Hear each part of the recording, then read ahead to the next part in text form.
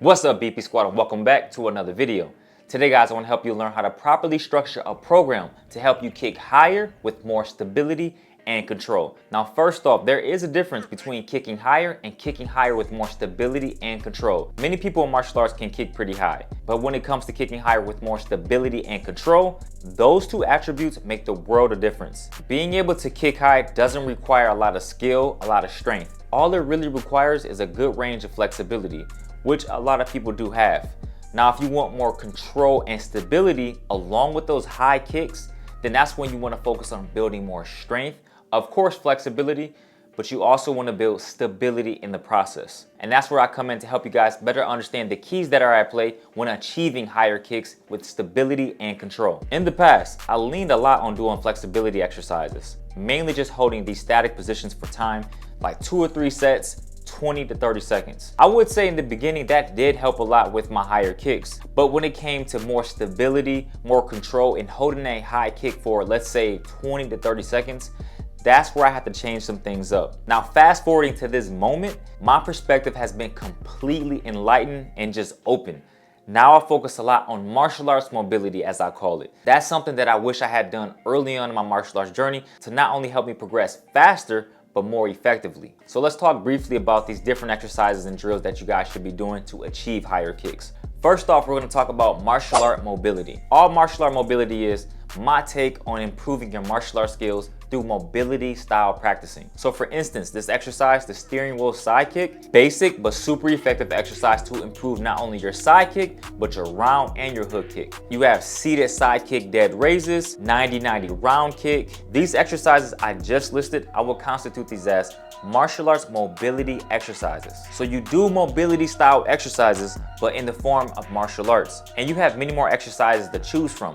The ones I just listed are just regular ones I aim to do during the week. But combining mobility and martial arts together is a perfect way to not only help you progress faster, but also help you to have longevity in the game. When you start doing these on a regular basis, you're gonna see improvements in your strength, your stability, your control, but also all movement patterns.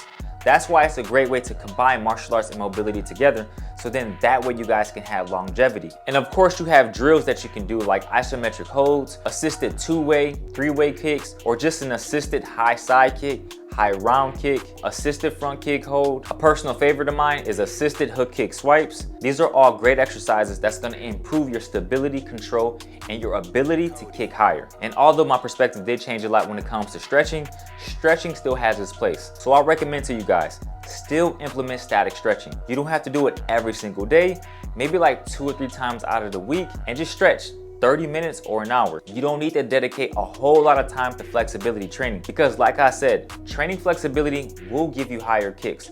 But when it comes to stability and control with those higher kicks, you need more strength. So we went over the different things you guys can do to improve your ability to kick higher. Let's now shift our focus to how your training should look during the week. How your training should look during the week all depends on your goals. You want a higher side kick, work that side kick throughout the week. For example, higher side kick with stability and control is my main goal. Then 55 to 65% of my training should be dedicated to kicking drills involving the side kick.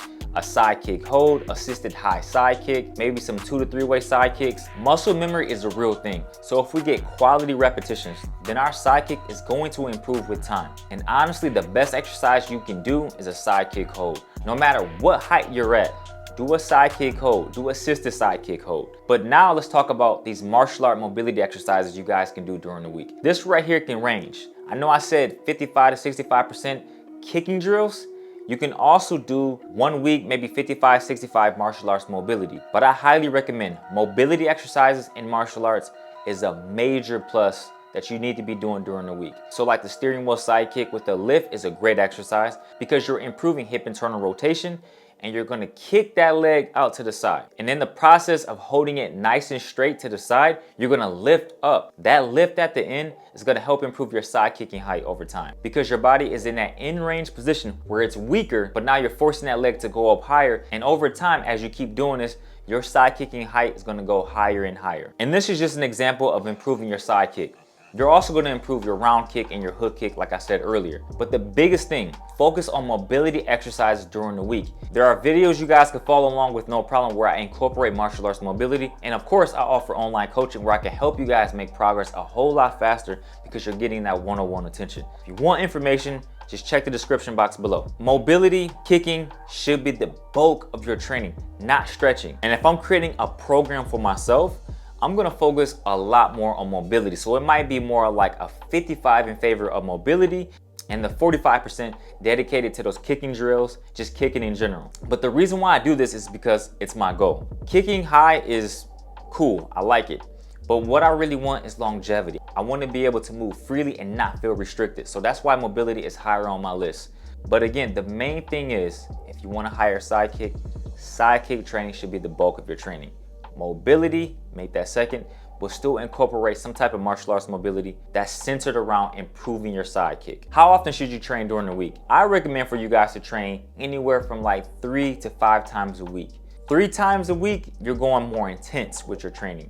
Those other 2 days, you're focusing on some light mobility, some light kicking, but not too much because you want your body to be able to recover. And let's say those last 2 days, you might just stretch, some light mobility, but always remember, you're gonna see the most progress when you're getting proper rest. So don't think 7 days a week is gonna help you in the long run. It'll help you in the short run, for sure. But in the long run, you're gonna get tired, you might even plateau. So you have to make sure you guys train effectively, safely, but most importantly, in a healthy, moderate frequency. Now, where does stretching come in? Because I don't talk a lot about stretching. Dynamic stretching is a great way to maybe use as a warm-up. Static stretching is a great way to use as a recovery tool. So before you start doing your kicking exercises, do some dynamic kicks. Dynamic axe kick, maybe an outward crescent kick, inward crescent kick. Solely focus on dynamic stretching as a way to warm up. But you will also improve your kicking height. Static stretching will improve your flexibility, but I recommend for you guys to use this as a way to recover. So after your intense kicking practice or mobility practice, use static stretching as a way to recover. The average person doesn't really require more than 4 hours of static stretching. Even some type of loaded stretching where you involve weights, these are great ways to build strength. Now, probably one of the most common questions that I hear is when can I expect to see the difference? It all depends on the person, how effectively they're training, how frequently they're training, what's their recovery like, and what's their goal. Clients that I have worked with and continue to work with have seen progress in little as 2 or 3 months. Some clients, it takes a little bit longer, but it all depends on you as an individual. Are you dedicated to your training? Are you taking your time? Are you falling in love with the process of training? Too many people get caught up in the end result and they might get frustrated because they might not see the progress, or they might be comparing themselves to another person and they're like, I'm not seeing progress like this person is. Everyone's journey is gonna be different. The clients that I work with, they put in the work. And I make sure I put in the same work with them as well because I want them to see the results. And most importantly, make progress faster than what I was able to when I was younger. I would just recommend this to you guys. Enjoy the journey of training. Be intentional and just take your time.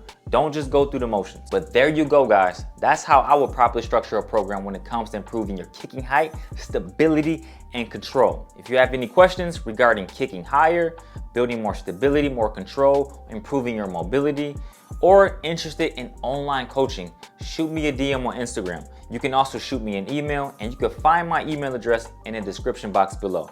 If you enjoyed today's video, you know what to do. Smash that like button. Most importantly, make sure you are properly subscribed. I'll see you guys next video. Peace and love as always. And I say, boom, we out, baby.